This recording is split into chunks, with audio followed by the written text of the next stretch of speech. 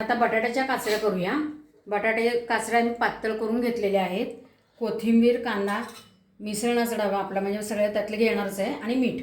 आता हे त्याच्यात मी तेल ओतलेलं आहे, दोन चमचे तेल ओतलेलं आहे। त्याच्यात मोहरी घालायची आहे, जिरे, हिंग आणि हळद। फोडणी झालेली आहे तयार। आपण त्यात कांदा भरपूर घालायचा। कांद्याने कशी चव छान येते त्याला। कांदा भरपूर घालून घ्यायचा, थोडा तो परतून घ्यायचा। त्याच्यामध्ये कोथिंबीर पण घालायची त्यातच, कारण कोथिंबीर परतली ना की त्याचा वास छान येतो। आणि कांद्यावर परतली की नाही, एखाद्या मसाल्यावर परतली ना की ती करपली जात नाही। नुसती फोडणीत टाकली ती करपली जाते, कारण खूप नाजूक असते ती, लगेच ती हे होते। छान परतून झालेलं आहे। आता बटाट्याच्या काचऱ्या आपण चिरून पाण्यात ठेवायच्या बरं का, त्या नाहीतर काळ्या होतात। आता असं पाणी निथळायचं त्याचं आणि मग त्याच्यात टाकायचं। पण आता त्याच्यात चवीपुरतं मीठ घालूया, आणि मिठावर जास्त शिजलं जातं ते। मीठ घातलेलं आज काचऱ्या भरपूर केलेल्या आहेत, त्यामुळे भरपूर मीठ घातले थोडं।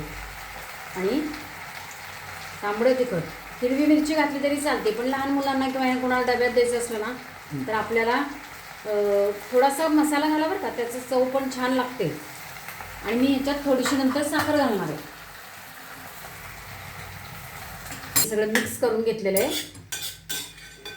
सगळा मसाला वगैरे घातलेला आहे। गॅस जरा मंद करायचा, कमी करायचा गॅस, आणि त्याच्यावरती झाकण ठेवायचं। आता त्यातले शिजले का आपण बघूया। मस्त वास येतो बघा, कांदा परतलेल्याचा आणि बटाट्याचा दोन्हीचा वास मस्त येतो, छान लागते ती भाजी। आपण आता बटाटा शिजलाय का बघूया। हां, शिजलाय बटाटा। हो, हा बटाटा शिजलेला आहे त्याचा। आता मी आपली बटाट्याची भाजी छान झालेली, ही डब्यात पण देता येते, नुसती वाटी डिशमध्ये घेऊन खाल्ली ना तरी त्याची चव येते तोंडाला, आणि अशी खायची मस्तपैकी आणि छान वेगळी राहायचं। आणि लाईक आणि सबस्क्राईब करायचं आणि शेअर करायचं सगळ्यांना। आता मी गॅस घालून टाकते।